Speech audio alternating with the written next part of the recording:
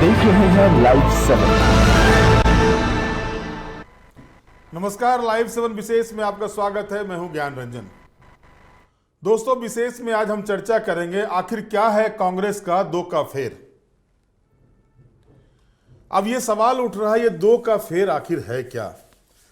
दोस्तों, दो विधायकों की टिकट कट रही है, दो सीटें कम मिल रही है और झामुमो में ही जो जानकारी मिल रही है, दो विधायकों का टिकट कट सकता है। अब हम आपको बताएंगे कि जो फॉर्मूला तय हुआ है, आप मान के चलिए फॉर्मूला इंडिया गठबंधन में भी तय हो गया। रस्साकसी चल रही थी आरजेडी और माले को लेकर के। आरजेडी तो लगभग मान गए हैं, माले वाले भी मान ही जाएंगे। और अब जो समीकरण बना है, 41 सीटों पर झारखंड मुक्ति मोर्चा, 29 सीटों पर कांग्रेस पार्टी, 7 सीटों पर आरजेडी और 4 सीटों पर माले के प्रत्याशी होंगे।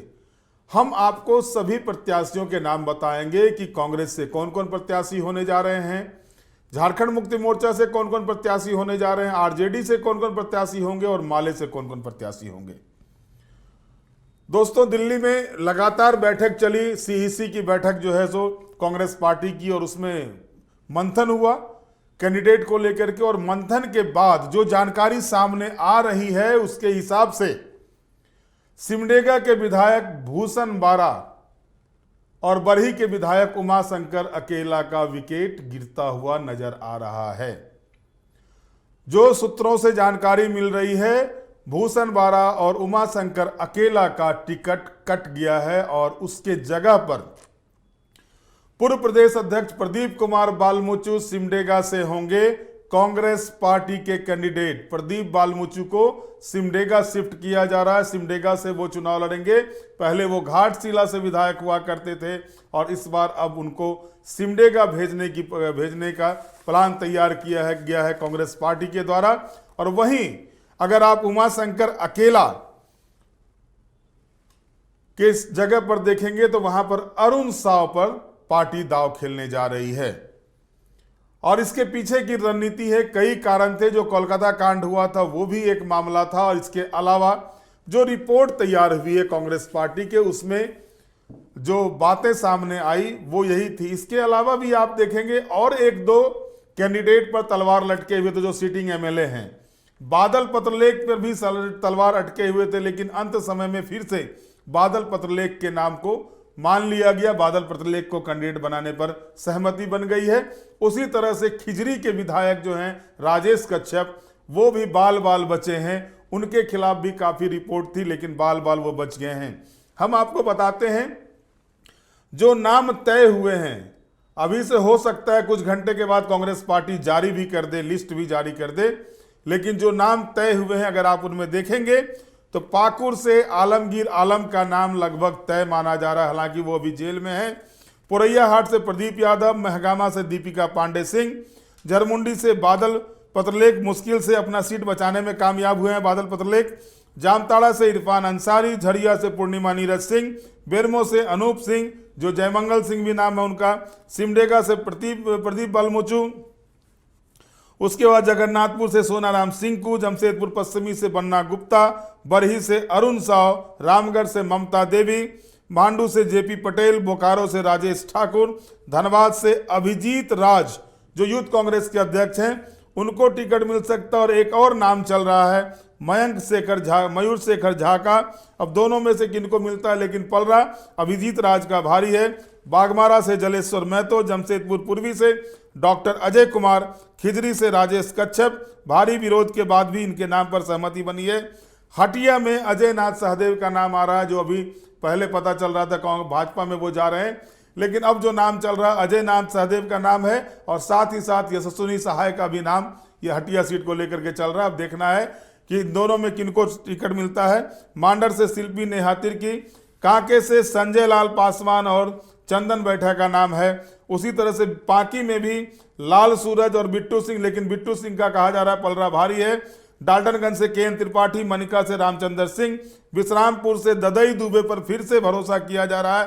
हालांकि उनके एज फैक्टर को लेकर भी बातें हो रही है। अगर ऐसी स्थिति बनती है तो उनके पोता को टिकट मिल सकता है। लोहरदगा से रामेश्वर उरांव, हजारीबाग से आरती मेहता या फिर मुन्ना सिंह, इन दोनों में से किसी एक पर सहमति बनती हुई दिख रही है। बरका गांव से अंबा प्रसाद जो अभी विधायक हैं और कोलीविरा से जो सीटिंग एमएलए हैं उन्हीं को टिकट दिया जा रहा है। यानी ये एक तरह से कहा जाए तो 2 विकेट कांग्रेस में गिरता हुआ नजर आ रहा था। हालांकि सीटिंग एमएलए में 4 एमएलए पर तलवार लटकी हुई थी, 2 ने अपनी सीट बचाने में कामयाबी हासिल कर ली है, लेकिन 2 का विकेट पूरी तरह से जो जानकारी आ रही है 2 का विकेट गिर गया है।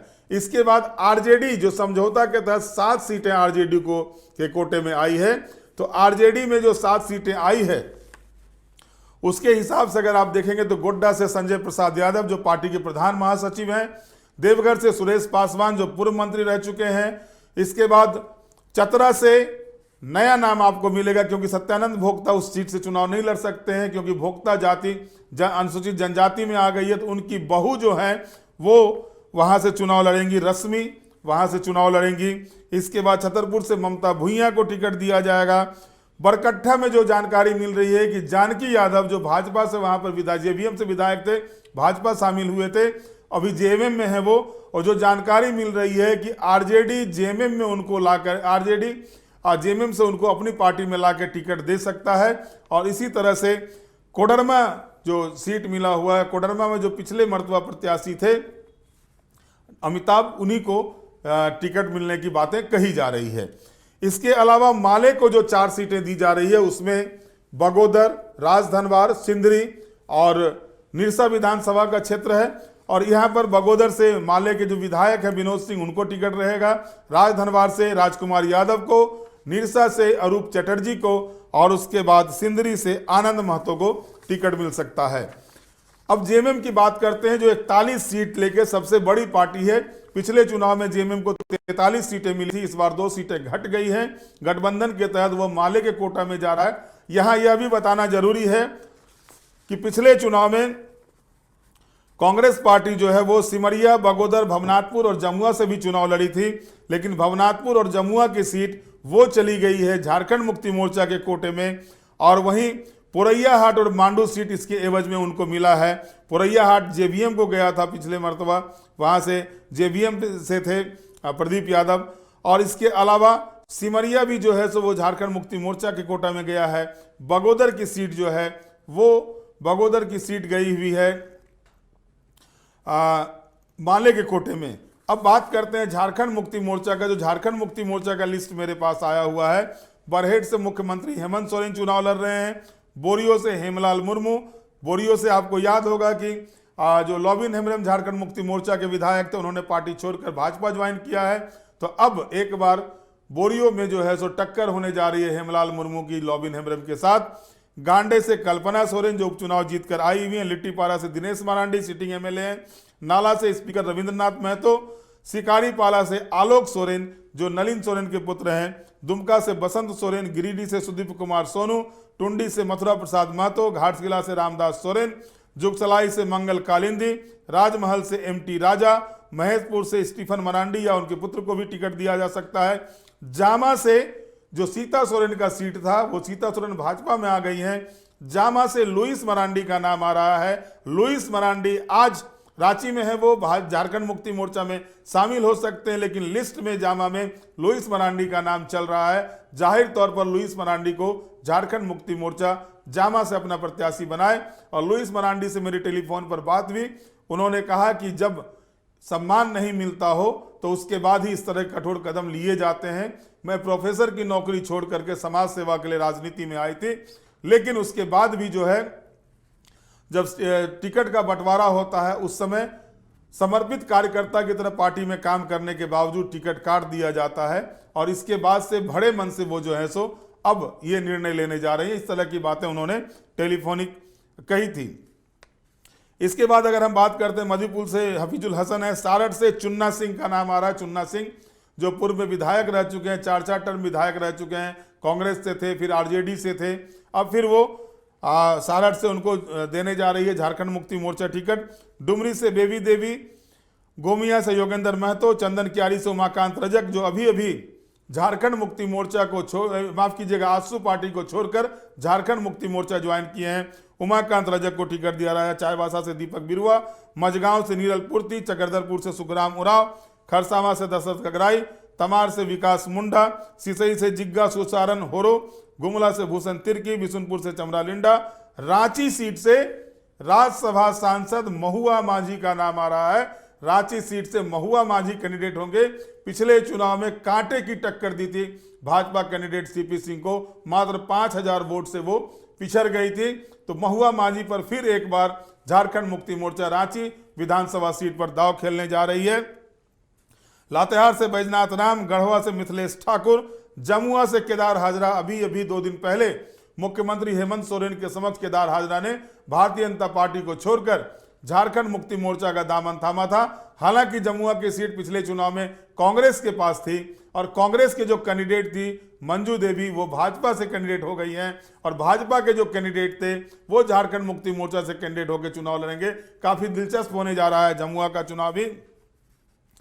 इसके बाद भवनाथपुर से अनंत प्रताप देव पिछले चुनाव में कांग्रेस पार्टी से थे, वहां पर वो झारखंड मुक्ति मोर्चा ज्वाइन कर लिए हैं, उनको टिकट दिया जा रहा है। सिल्ली से अमित महतो, लगातार जो खतियान वाले 1932 खतियान को लेकर के हेमंत सोरेन के खिलाफ उन्होंने बगावती तेवर अपनाया था और झारखंड मुक्ति मोर्चा से इस्तीफा दे दिया था, फिर से वो झारखंड मुक्ति मोर्चा में शामिल हो गए हैं और झारखंड मुक्ति मोर्चा ने भी उनको सम्मान दिया है और उनको सिल्ली से कैंडिडेट बनाया। सुदेश महतो के खिलाफ ये सिल्ली में लड़ेंगे। देवेंद्र नाथ महतो जो जेल कैंप के कैंडिडेट हैं, वो यानी त्रिकोणात्मक संघर्ष जो सिल्ली में दिखाई दे रहा है, जैसा कि मैंने कल ही आपको बताया था। तो सिल्ली में जो है सो अमित महतो रहेंगे। खूंटी से अमरनाथ मुंडा का नाम आगे चल रहा है, हालांकि सुशील पाहन का भी नाम था। तोरपा से सुदीप गुड़िया का नाम है। पुटका से संजीव सरदार, ईचागढ़ से सविता महतो, या अगर होगा तो उनकी पुत्री जो है स्नेहा महतो, वो भी चुनाव लड़ सकती। दोनों माँ बेटी में से कोई एक चुनाव लड़ेंगी। सिमरिया से मनोज चंद्रा, मनोहरपुर से जगत मांझी, बहरा गोरा से समीर मोहंती। यहाँ पर भी है कि 2 सीट पर जो है सो चल रहा है झारखंड मुक्ति मोर्चा के अंदर भी, उसमें से 1 सीट बहरा गोरा है। यहाँ पर जो है सो समीर मोहंती का नाम तो है, लेकिन कोई अन्य भी कैंडिडेट हो सकता है। कहीं ऐसा ना हो कि कुणाल सारंगी फिर से वापस करें अगर झारखंड मुक्ति मोर्चा में, तो उनको भी टिकट मिल जाए। सरायकेला से गणेश महली या बास्को बेसरा, दोनों ही भारतीय जनता पार्टी में थे और वो वापस आए हुए हैं। तो ये जो लिस्ट आई हुई है, ये लिस्ट है, इस पर अंतिम मुहर लगना बाकी है। जो जानकारी मिली थी सूत्रों के हवाले से, जो खबर मेरे पास आ रही थी, वो आपके साथ साझा किया है। तो इस स्थिति में जो दृश्य बन रहे हैं, जो सीन बन रहे हैं, उस हिसाब से जो है सो इंडिया गठबंधन ने भी पूरी प्लानिंग कर ली है। आज इंडिया गठबंधन के 2 कैंडिडेट, गढ़वा से मिथिलेश ठाकुर और भवनाथपुर से अनंत प्रताप देव ने नामांकन भी कर लिया है। मुख्यमंत्री हेमंत सोरेन ने आज पहली चुनावी सभा को भी संबोधित किया वहां पर। तो ये जो इंडिया गठबंधन में जो सीट शेयरिंग का फॉर्मूला तय हुआ है 41, 29, 7, 4 का, इसके तहत जो नाम लिस्ट आए हुए थे कैंडिडेट के नाम, वो है, चूंकि अब प्रथम चरण के जो नामांकन का 18 तारीख से शुरू हुआ, 21 तारीख हो गया है, तो 3 दिन हो चुके हैं। अभी रविवार को छोड़ दिया जाए तो और 3 दिन बचे हुए हैं नामांकन के। तो ऐसी स्थिति में अब सभी राजनीतिक दल जो है सो नामांकन में लगे हुए हैं और इसी कड़ी में जो है सो अब तक इंडिया गठबंधन में सीट शेयरिंग को लेकर के जो चल रही थी, उस पर लगभग मान के चलिए विराम लग गया है। मुख्यमंत्री हेमंत सोरेन के साथ आज बैठक होगी और उसके बाद ये फाइनल हो जाएगा। इस बीच कांग्रेस पार्टी का जो दिल्ली में बैठक चल रहा है, वहां भी नाम तय हो जाएगा, देर शाम तक वो भी नाम जारी हो जाएगा। बहरहाल आज के विशेष में इतना ही। आप हमारे साथ जुड़े रहें, हमें लाइक करें, सब्सक्राइब करें। बहुत बहुत धन्यवाद। नमस्कार।